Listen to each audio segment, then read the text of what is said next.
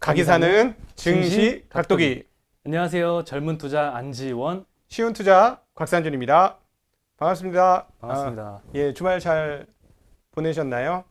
오늘 주말에 미국 시장에 대해서 제가 이렇게 말씀드렸어요. 걱정이 될 것 같지만 걱정하지 않으셔도 되는데 걱정이 좀 남는 이런 증시였다. 이런 말씀드리면서 채권 시장 동향은 상당히 괜찮았고 인플레이션을 지지하고 있다라는 언급을 드렸고요. 그러나 미중 무역은 분명히 한국 시장에 부담으로 작용할 것이다. 그리고 환율은 큰 폭의 변화는 아니었습니다만 미국 달러가 오랜만에 강세를 나타내서 그것도 어떻게 영향을 미칠지 모르겠다. 그리고 오늘 아침에 미중 관련 미중 갈등이죠. 갈등 관련해 가지고 중국 장제츠가 이렇게 얘기했죠.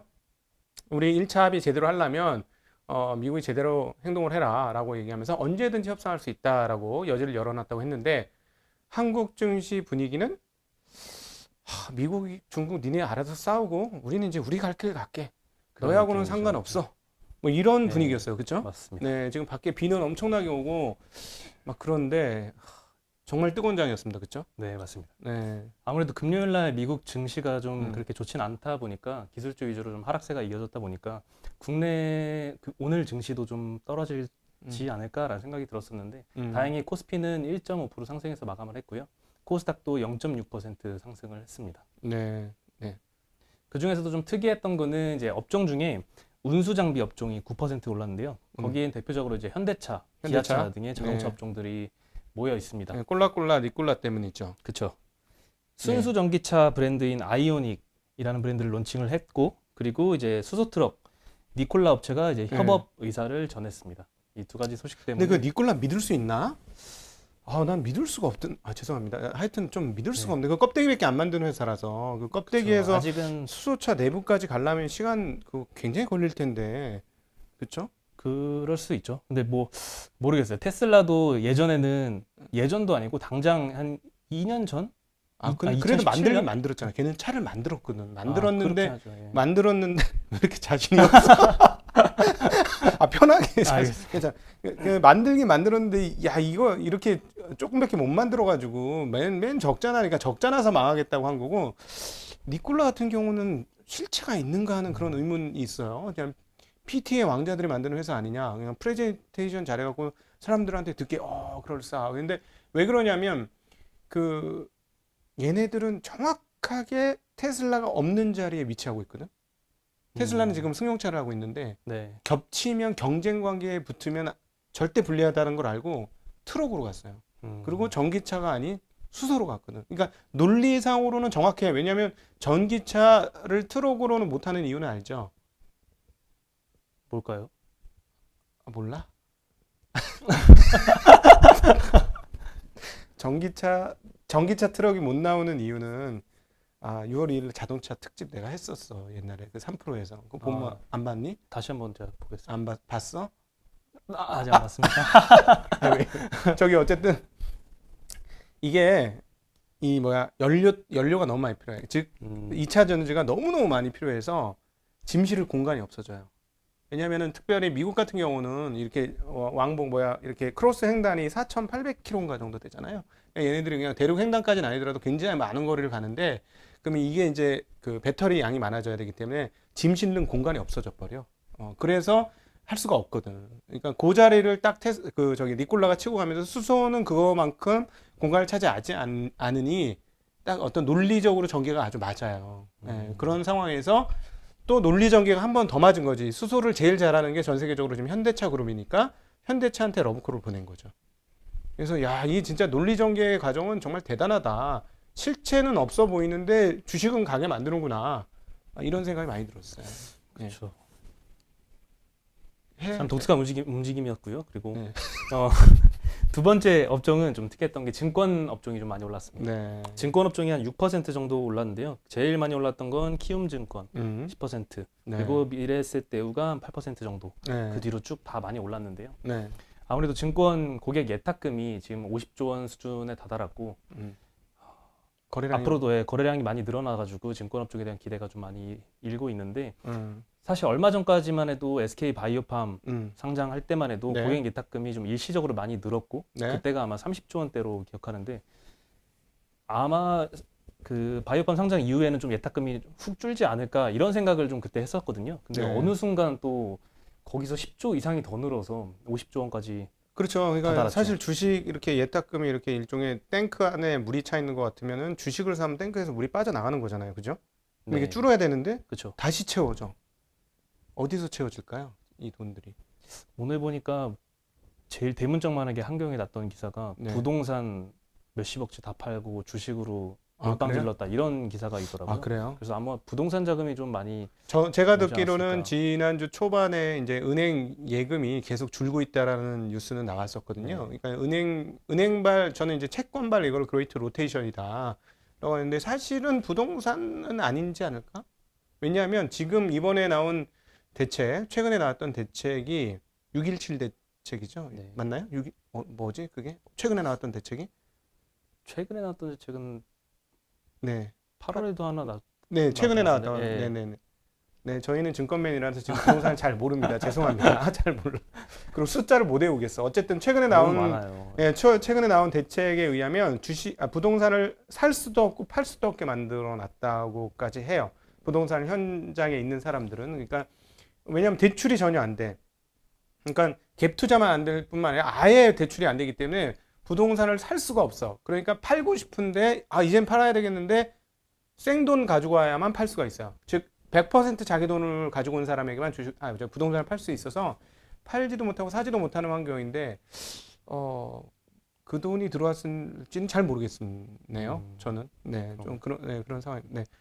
그리고 또 아무튼 알 수 없는 어딘가에서 근데- 자꾸만 돈이 막 들어오면. 네, 그죠. 근데 그 증권주가 이렇게 강세일 때는 사실은 좀 걱정이 되는 게 있어요. 왜냐하면 우리가 이제 과거에 그 주식 시장의 흐름을 보면 시장을 이끄는 그 주요한 주식들이 막 이렇게 땡기고 나서 오르고 순환매로 몇 개의 업종들이 오르고 나서 그 다음에 제일 마지막 공간에서 증권주가 오르는 경향이 있었거든요. 그래서 증권주가 이 시세 사이클의 마지막인 경우가 있었어요. 예. 그래서 그 부분은 좀 겁이 납니다. 왜냐하면 이제 또 전고점 부근 지금 코스닥도 그렇고 그 거래소도 그렇고 전고점 부근을 향해서 2018년 고점을 향해서 지금 가고 있는 상황이기 때문에 2018년 고점을 뚫으면 그 이상의 고점 99년도에 있어요. 99년도에. 네. 그 이상의 고점. 코스닥 기준으로 그렇습니다. 네. 그리고 또 하나 이제 전기차 관련돼서도 아침에 뉴스가 하나 났었는데요. 그 SK 이노베이션이 니켈 90% 미중인 NCM 배터리를 세계 처음으로 상용화를 했다. 네. 이 뉴스가 근데 아마 선반영된 게 있는지 SK 이노베이션이 그렇게 많이 오르진 않았고요. 오늘은. 지난주에 엄청 네. 올랐잖아. 금요일 날 많이 올랐었죠. 엄청 올랐지. 예. 항상 선반영이지. 근데 그렇죠. 설명 좀 해주세요. 그 NCM. 그렇죠. NCM은 이제 니켈, 코발트, 망간 해서 NCM인데요. 이 비율이 이제 니켈, 코발트, 망간 비율이 9대 0.5대 0.5. 0.5. 이게 네. 이제 니켈 비중이 현재로서는 제일 많이 높아진 그 상황이고요. 니켈이 뭐죠? 그걸 NCM을 뭐라고 하죠? 양극재. 양극재. 네, 그거 아니잖아. 양극재. 왜 알면서 갑자기 무슨 질문인지 그건 헷갈렸어요. 양극재. 그리고 그 이제 음극재. 음극재에선 음. 뭐가 쓰이지? 음극재는 흑연이 그렇죠. 쓰이죠. 흑연이 네. 쓰이죠. 흑연이 가장 단단한 거죠. 근데 이제 여기서 그 양을 확 증가시키려면 뭐를 해야 된다? 흑연에다 뭘 해야 된다? 지난번에 같이 공부했잖아. 그렇죠. 아니, 그거는 이제 양극재 얘기고 음극재 흑연에다 뭘 끼워 넣으면 용량이 4배 가량 빵 하고 뛰는데. 뭐 기억이 갑자기 안 나는데. 아이, 가르쳐. 음극재에 실리콘을 넣으면 기억나죠? 네. 예, 음극재에 실리콘을 이렇게 넣게 되면 이게 이제 뻥튀기가 뻥 하고 됩니다. 그러니까 그 용량이 4배 정도까지도 늘어난다고 봐요. 그래서 이거를 지금 작업을 진행 중인데 실리콘을 박아 넣으면 너무 빨리 깨지는 거야. 이게 이제 전자가 왔다 갔다 할 때 이게 시간이 이렇게 계속 왔다 갔다 하면서 이게 흑연이 조금씩 금이 가면서 깨지는 게 이 배터리의 수명인데 실리콘을 넣으면 양이 늘어나는 건 좋은데 용량이 늘어나는 건 좋은데 더 빨리 깨진다는 거죠. 그래서 이 수명 문제 때문에 지금 그걸 제대로 못하고 있는데 계속해서 연구 중에 있습니다. 이 음극재를 어떻게 하는지도 굉장히 중요하고요. 다시 양극재를 보면 그 리튬 이온 배터리잖아요. 리튬 이온. 그러니까 리튬 베이스에다 양극재를 뭘 쓸까 하는 게 지금 방금 전에 했던 얘기예요. NCM 그러면 니켈, 코발트, 망간 이렇게 쓰고 NCA는 니켈, 코발트, 알루미늄. 네, 이쪽에서 이제 한국이 상당히 많이 앞서가 있는 거고, 저기 중국의 CATL 같은 경우는 뭐 어떤 거? LFP 인산철 배터리. 인산철 배터리와 그 왜 그래? 그때 했는데 공부 네. 했잖아.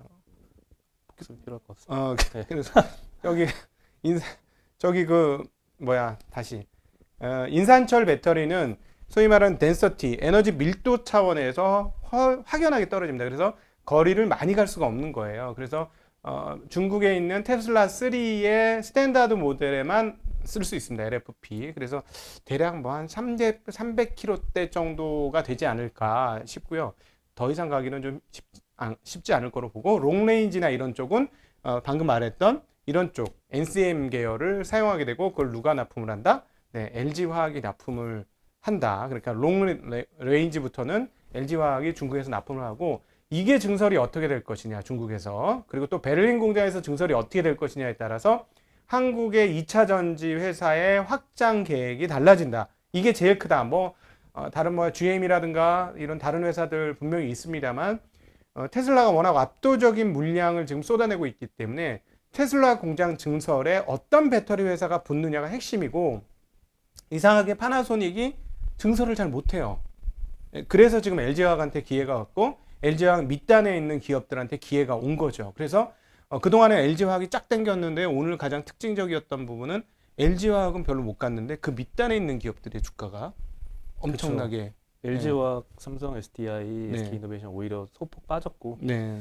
다른 이제 일반 소재주 그리고 네. 요즘엔 또 장비주가 장비주. 또 10% 이상씩 상승을 하는 모습을 좀 보이는 것 같아요. 네, 오늘 진짜 5% 못 올랐으면 그건 주식이 아니었어.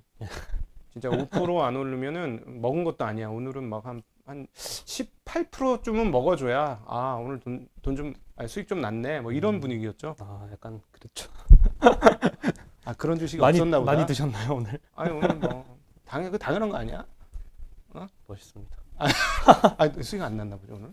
많이 났을 났는데 텐데. 18%까지는 8% 죄송합니다. 8% 18% 아니에요. 18% 아. 아니고 8% 정도는 대부분 많이 올라오는데 뭐 마음이 서글픈 것도 있어요. 뭐 근데 뭐 욕심은 안 부리는데 저기 분당에 있는 정모 선생은 또 두 종목 사놨는데 두 종목이 다 5% 이상 오르더라고. 세 종목인데 한 종목 빼고 두 종목이 5% 이상 오르니까 평균이 막 거의 5% 가까이 오른 거야. 우리는 이제 그거보다 종목이 좀 더 있잖아요. 그쵸. 그러니까 한 두 종목만 마이너스 나면 평균 수익률이 확 떨어지는 거죠. 어떤 게 8%씩 이렇게 나도. 뭐 그러니까 조금 또 내일 저녁에 전화 오겠지 또. 약 올리려고. 네, 그렇습니다. 네. 네. 그리고 저는 좀 이제 주말에 네. 좀 생각이 많았던 게 이제 미중 분쟁 가지고 좀 네. 고민을 좀 해봤는데요. 네. 그 위챗을 이제 미국에서 사용을 못하게 했잖아요. 네. 근데 이 텐센트가 이것 때문에 주가가 좀 많이 빠졌는데 저는 항상 이렇게 어떤 이슈 때문에 주가가 많이 빠졌던 종목이 있으면 네. 이 위기가 일시적인 위기일까? 그래서 투자를 해야 될 시점인가? 아니면 이게 좀 장기화될 리스크이기 때문에 오히려 갖고 있는 사람은 팔고 네. 이렇게 대응을 해야 될 이슈인가에 대해서 좀 생각을 해봤는데요. 네. 이런 생각이 들더라고요. 과연 텐센트가 제일 타격을 많이 받을까? 근데 제 생각에는 오히려 애플이 좀 타격을 받지 않을까 이런 생각도 좀 들었거든요. 왜요? 왜냐하면 이제 재밌네. 예를 들면 쉽게 생각하면은 우리나라를 예를 들면 네. 우리나라 정부에서 네. 예를 들면 뭐 애플 휴대폰으로는 이제 카카오톡을 쓰지 말라라고 했다면 그러면 사람들이 과연 이제 애플 유저들은 이제 카카오톡을 안 쓰고 살 것인지 아니면 이거를 안 쓰고 이제 갤럭시로 넘어갈 것인지 제 생각에는 갤럭시로 다 넘어올 것 같거든요. 위챗의 위력이 그렇게 크다는 얘기죠. 그렇죠. 워낙에 우리나라에 있어서 우리나라 카카오톡의 카카오톡보다 더 하지 사실. 그렇죠. 그치 더 하지. 거기는 뭐 하죠. 더 훨씬 더 많이 쓰고 동남아까지도 다 위챗을 쓰죠. 그쵸. 지금 그렇게 되니까 네 아주 일리 있는 얘기네요. 오히려 맞아. 그래서 지난 주말에 애플이 빠졌어. 애플이 한 2% 정도 네, 빠졌거든요. 2% 근데 아마 빠졌고. 그 우려를 반영했는지는 모르겠지만 네. 그리고 텐센트가 사실 매출 비중이 90%가 아마 중국 쪽에서 거의 대부분이 중국 쪽에서 나타나거든요. 그래서 미국에서 위챗을 금지시킨다고 해도 텐센트가 어느 정도의 타격을 받을 것인가는 조금 의문이고 오히려 중국 정부가 강경하게 대응을 한다면 그 아이폰 애플에 쓰는 대한 사람 타격을 주지 아이폰 쓰는 않을까. 사람은 위챗 니네도 쓰지 마 이래버리면 이제 애플이 이제 맛이 간다. 뭐 이런 그리고 오히려 중국에서는 더욱더 이제 반미 감정 때문에 그렇지 애국주의 애플을 더 하면서 안 쓰게 되지 않을까. 그렇죠. 또 그 얘기하면 또 내가 슬픈 생각이 나네. 올해 참 손절 주식이 바로 그것 때문이야. 세경 왜 얘기를 세경이 아니 그 얘기하지 말라고. 알겠습니다. 종을 얘기하지 말라고. 근데 제가 손절을 왜 했냐면요. 그 회사가 이제 중국의 오포 비보에 납품을 굉장히 많이 해야 되는 회사였는데 이거 종목 지워야 되는데 안 되는데. 편집을 하면 되죠. 근데 그냥 없는 걸로 기억해 주시고 이게 오포 비보가 빠지는 거예요. 이게 폰 잘 만들던 회사인데 하웨이 비중이 너무 올라가서 그래서 굉장히 어려웠어요. 그리고 물론 또 하나의 이유가 있었어요. 그거는 예전에 오디오 클립을 한번 올려드렸으니까 내가 손절을 한 이유 뭐 이런 것들. 왜냐하면 회사의 흐름 우리가 손절을 언제 하냐면 주가 빠졌다고 손절하는 게 아닙니다. 주가 빠지면 더 살 수도 있어요. 내 기업이 좋으면 그렇죠? 네. 그렇죠. 더 살 수 있는데 왜 손절을 했냐면 회사가 달라진 거예요. 여기서 샀을 때하고 지금의 이 입장이 그때 기대했던 게 이때 없어졌어요. 이런 기대를 가지고 샀는데 이때 그 기대가 무산이 됐어요. 그러니까 내가 예상하던 기업이 아니야. 이때 생각해서 요쯤 되면 이렇게 될 거라고 요쯤 되면 될 거라고 생각했던 회사가 이쯤 되니까 미래가 그렇게 나올 것 같지가 않아. 그래서 손절매를 한 겁니다. 그러니까 예상하고 분석했던 것과 회사가 달라졌기 때문에 그 손절매를 한 건 주가가 빠졌다고 손절매를 한 것은 아니라는 거. 그래서 손절매 방법은 그렇게 하는 게 맞겠다는 거. 네, 그렇습니다. 네. 또 다시 돌아가면은 제가 중국에서 이제 핸드폰 시장 점유율을 찾아봤는데 7월 달 기준으로 화웨이가 한 30% 되고요. 네. 애플이 20%로 2위예요. 네. 그래서 애플 입장에서는 지금 좀 불안해하지 않을까. 그러네요. 네. 오늘 저녁 미국 시장 불안불안하네. 그러면. 그렇죠. 아직은 중국이 뭐 애플한테 타격을 주는 그런 메시지는 남기지 않았지만 네. 아무래도 보복을 한다면 지금 애플한테 타격을 입히기 쉽고 네. 그렇게 되면 애플이 지금 중국에서 비중이 굉장히 크기 때문에 타격을 좀 많이 받지 않을까. 그런데 뭐 그렇게까지 하진 않겠지. 그럴 장제츠의 말에 의하면 양제츠의 말에 의하면 그렇게는 안 할 거라는 얘기인데 우리처럼 알아서 기게 되는 거지. 미국 투자자들이 알아서 걱정을 해서 알아서 매도를 할 수 있다는 거죠. 그죠? 그러니까 중국은 아무 말 안 해도 돼. 아무 말 안 해도 너희들 자꾸 이러면 우리도 대응책이 있어라고 한마디만 하면 애플하고 전혀 상관없이 얘기를 하면 미국 투자자들 입장에서 중국에서 미국 기업들의 매출이 어떻게 되는 거지? 라고 고민하는 순간 관련된 기업들은 주가 빠질 수도 있게 되는 거죠.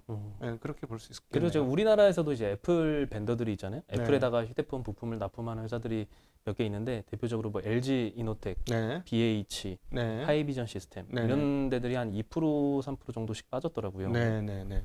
그동안 좋았었는데 그동안 상대적으로 핸드셋 만드는 업체 중에 유일하게 좋았던 게 이쪽 애플 생태계에 있었던 기업들이 좋았는데 오늘 오히려 좀 빠졌다. 오히려 삼성은 조금 반대급부로 조금 살아나는 듯 했어요. 그렇죠. 네, 살아났어요. 제가 잘 알아요. 그거는. 네. 아우 한맺혀 진짜. 네. 예, 그렇습니다. 그리고 화웨이에 관한 뉴스가 하나 더 있었는데요. 그 화웨이가 자회사 하이실리콘이라는 회사를 통해서 직접 개발을 했던 기린이라는 칩셋을 9월 15일부터는 이제 생산을 포기하겠다라는 얘기를 왜 했습니다. ARM이 안 주니까 당연히. 그렇죠. TSMC를 통해서 이제 기존에 생산을 했었는데 이제 미국이 제재를 해서 TSMC를 통해서 생산을 못 하게 됐고 이제 마땅한 회사가 없는 거예요. 그래서 이제 9월 15일부터는 못 하고 그 전까지는 어떻게든 재고를 확보를 많이 해놨었는데 미리 9월부터는 이제 아직까지는 답이 없다라고 발표를 했더라고요. 네, 그래서 지난번에 이제 제가 말씀드렸던 리스크 RISC 리스크 5에 대해서 한번 말씀을 드렸던 적이 있죠. 네, 리스크 5가 어떤 거냐면 암 계열 같은 그러니까 명령어 체계가 단순합니다. 이쪽 저쪽이야. 인텔은 명령어체가 상당히 복잡해요. 그래서 앞에 그 CISC, Set Computer, CI는 Complex Instruction이고요.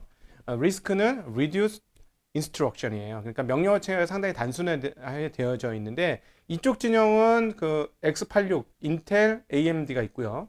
이쪽 진영은 누가 있어요? 네, 이쪽 진영은 ARM이 있습니다. ARM이 있습니다. 이 ARM이 있는데 또 여기서 하나 또 나온 게 버클리, UC 버클리죠. UC 버클리 쪽에서 나온 리스크5 진영이에요. 리스크5 진영이 나왔는데 얘네가 원래 미국에서 나왔고요. 한국의 이윤섭 박사도 여기 끼어 있어요. 근데 얘네들이 미국이 아니고 지금 스위스죠. 스위스 쪽으로 본사를 옮겨놨어요. 그러니까 미국 기업이 아니라는 거를 보여준 거죠. 그러면 여기에 이거 누가 환장을 해? 중국 애들이 환장을 하죠, 이제. 그래서 리스크5를 통해서 중국은 부활하고자 지금 열심히 애를 쓰고 있을 겁니다. 모든 거를 쏟아붓고 싶을 거예요, 여기다가.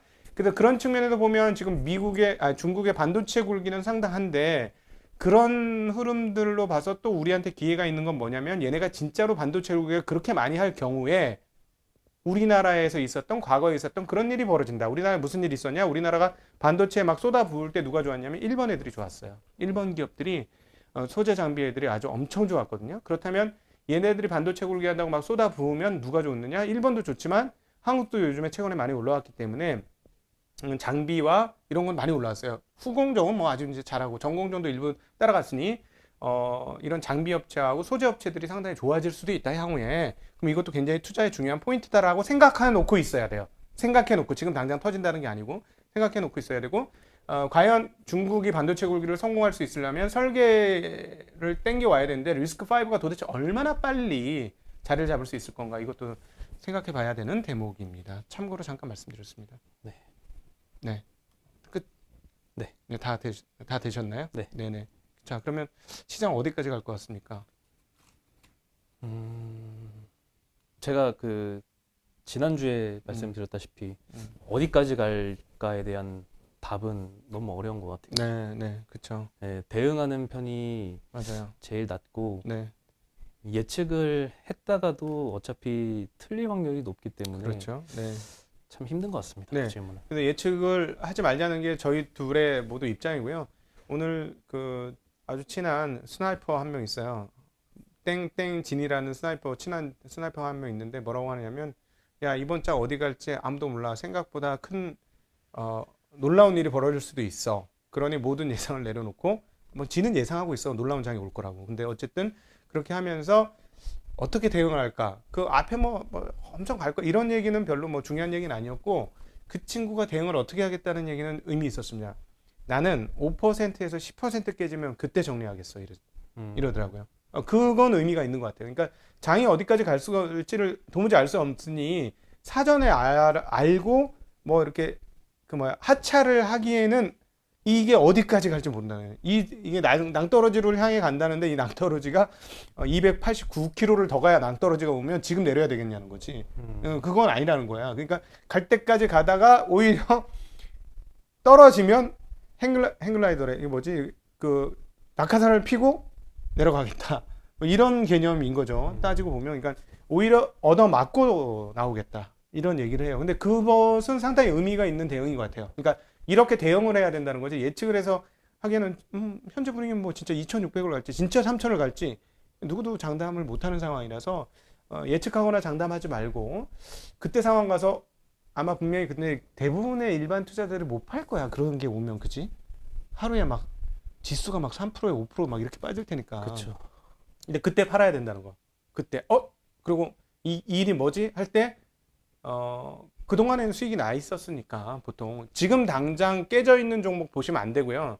누적적으로 내 계좌가 얼마나 수익이 났는지 보시고 지금 당장은 30% 40% 내 종목이 깨졌더라도 누적적으로 수익은 왜 못 팔아? 그냥 빵 하고 끝내는 뭐 그런 식의 대응이 맞지 않을까라고 말씀은 드리지만 사실은 이건 건전한 투자문은 아닌 것 같고 내가 좋아하는 기업을 그냥 계속 같이 가시면 됩니다. 그냥 기업과 같이 가시면 되는데 한국의 그 기업들 중에 사이클을 타는 기업들의 경우는 대응은 하셔야 된다라는 말씀도 더불어 드리겠습니다.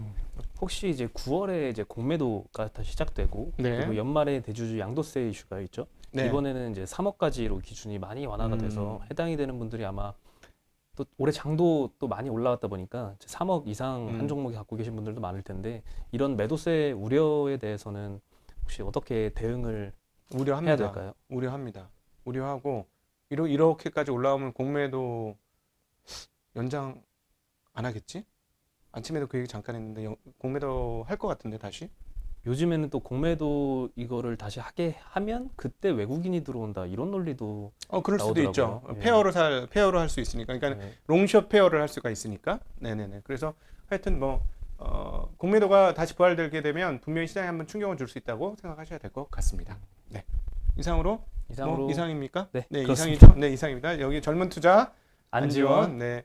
저는 늙은 투자 아니고 쉬운 투자 곽상준 이었습니다. 자, 오늘 함께 해주셔서 감사합니다. 안녕. 감사합니다. 안녕. 안녕.